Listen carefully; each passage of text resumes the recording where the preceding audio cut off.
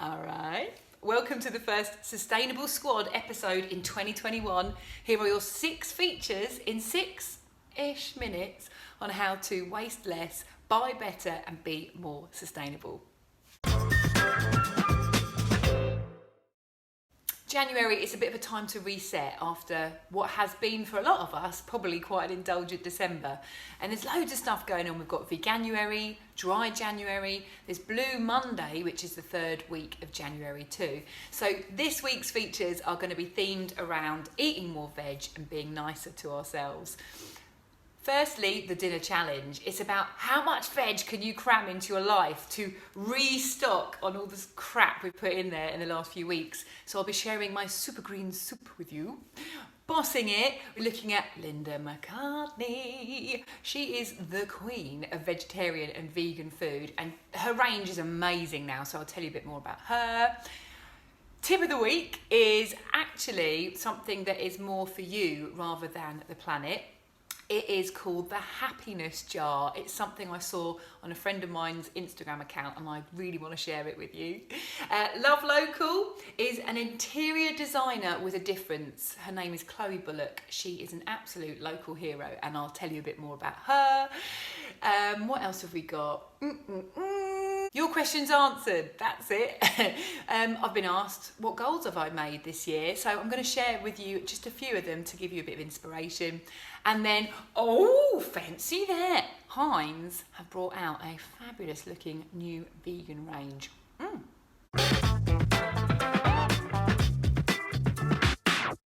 The trick to doing any challenge is making sure it works for you. If you set the bar too high, the chances are you're going to fail and then you're going to feel even worse about yourself. So with Veganuary, it's about taking a list of stuff that you know you can swap. If you pushed yourself, you could swap. It's not going to disrupt your home life too much or people you're living with. And at the end of it, you're going to feel really, really good. So one recipe that I wanted to share with you today is from this book. This is the Vegetarian Athlete's Cookbook. It's such a good book because it really helps you replace proteins, and that is the thing that a lot of people are like, oh, I'm not going to get enough protein if I do a vegan or vegetarian diet, and it's simply not true, but you do have to put a bit of effort in. And soup is quite possibly one of the easiest things you can do. You're literally chucking stuff in a pot and whizzing it up after it's cooked. Why is a vegan or vegetarian diet so important? Well, there is so much resources used for growing and feeding animals purely to feed us. You're talking water, energy, land, so there's a lot less of that needed to grow vegetables, and it's also much better for our health. If you're going to have too much meat in your stomach, it doesn't digest as quickly and you do risk getting lots more like diseases and health problems and potentially putting on weight, although you can be a fat vegan. So, but anyway, I have no qualifications, so please do look it up yourself. These are just things I learned from the internet. So this book's great, and this soup, look at the green. Look at the green. We've just been eating quite a lot of beige, I'm not going to lie. So we had this last night and felt absolutely wonderful afterwards. And the ultimate vegetable soup, it's literally got onion, carrot, parsnip, vegetable stock, green beans, although I put broccoli in. We had some leftover veg, so I chucked in kale and cabbage, and then I topped it off with some, we didn't have basil, so I put some pesto in it as well. That's the same thing pretty much. It tastes a bit better too. Not vegan, but you can get vegan, I'm sure you can. So there you go. This was wonderful. A really good way of like chucking loads of veg in your stomach very quickly. The brand who I think are bossing it this week is Linda McCartney Foods. Linda McCartney. These guys have been going around for 30 years. Can you believe that? That was when vegetarianism was really hard. And not now. We've just got so many products and restaurants that are catering to veganism and vegetarianism. So over 70% of their food is actually vegan friendly, and over 96% of their food is plastic free.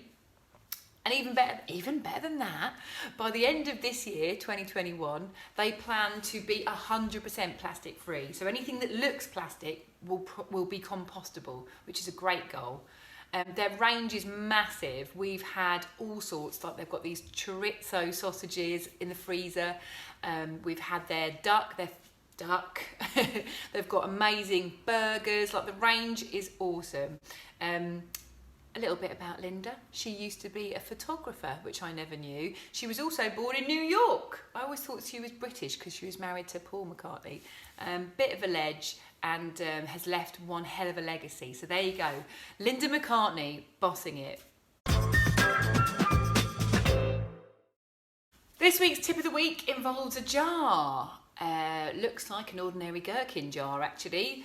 Doesn't smell like one. It has been cleaned. Oh, it does smell a bit vinegary. But the tip of the week is called the happiness jar. Now, there's a lady who I used to work with. She also reads the news on BBC South East, called Marcella Whittingdale. She's full of great ideas. I love her to pieces. She's got a good sense of humour too. Marcella posted the happiness jar, and she started this exactly a year ago. And what she did was, every time that something made her happy, like there was a lovely moment in her life, she wrote it on a bit of paper, folded it up, chucked it in the jar. So come New Year's Day the following year, you open the jar, you tip out all your lovely memories, and you read them out and reminisce. And she had no idea the pandemic was going to happen. And actually, she found that it was a really, really good way of reflecting on the year. Amongst all the crap and heartache of the year, there were actually some really lovely moments that shone through. So my tip of the week, as something lovely to do and start doing, is called the happiness jar. This week's Love Local is a lovely, lovely lady called Chloe Bullock, whose business is Materialise Interiors. She is an interior designer, but she's one with a massive conscience. Her motto is planet-friendly, human-friendly and animal-friendly interior design. So what does that mean? Basically, anything in the design, like DIY world, quite often animals are used. Like, animals are used in paintbrushes. Did you know that? Hog's hair can be used in paintbrushes. Some paints are tested on animals. Why the hell do you have to do that? They go on our walls. There are like chemicals and things that are harmful to us and the way we breathe them in. And also there's lots of stuff out there that hasn't been manufactured or sourced sustainably or ethically. So she will always make sure that timber she uses is either reclaimed, recycled or FSC approved. She will look for reclaimed and recycled tiles. She'll have low LED lighting. There's just loads of stuff that you can actually do when you set your mind to it. So if you need a little bit of help for a project you're working on, maybe it's your business, maybe it's your home project, you're thinking about what you can do later in the year, Chloe is there. She can give you a free consultation on the phone, like a free quick sort of check-in, and then she can do everything online, so you're not restricted to being in Brighton. She can be your on-call designer to fit to your budget, or she can be there from the start to finish. There are lots and lots of great projects she's been involved in, and charity projects too. So check her out, Materialise Interiors, Chloe. Love you, man.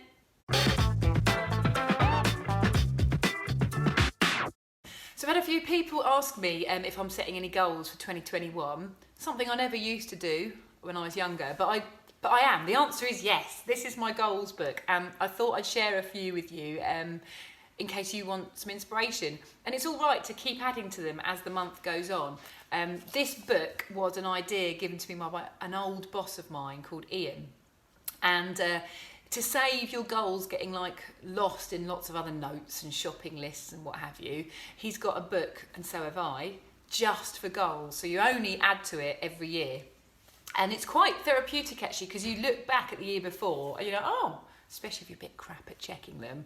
Oh, I did that. Oh, I did that. It's a really nice feeling. So I have set a few for this year, and I've split them into like daily goals, weekly, monthly and annual. Daily includes things like going outside every single day. and practicing being more present. Don't know about you, but I'm a bit rubbish at letting my mind wander and then reflecting on what I've just done and going, I really loved that, but I don't feel like I was kind of there. Do you get that? And yeah, so I'm going to try and practice being more present. I need to look it up, like what's good techniques for doing that. Please do share if you have some. Weekly goals, I've got Sustainable Squad ones, so I'm going to get more into a cadence with my videos and podcasts. Things like cleaning the house. I probably don't do it weekly, I must confess, but I always feel better when I've done it. Monthly goals, go for a new walk every single month. Go somewhere completely different, because we've obviously all been constricted to certain parameters over the last few months, and will continue to do so for a while. So trying to find a completely new walk, whether it's a new route or new location. As for my sustainability goals, there's two in particular that I thought I'd share with you. And one is by the end of this year, I want to have replaced all my makeup with something plastic free or super sustainable.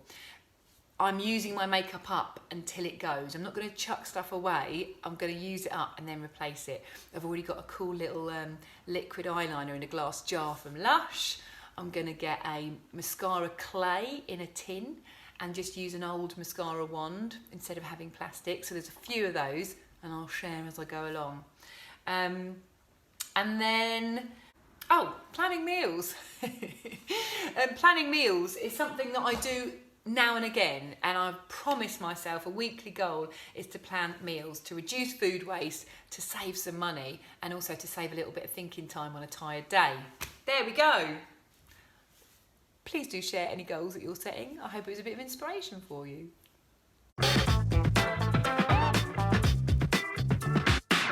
And our final feature this week is, fancy that.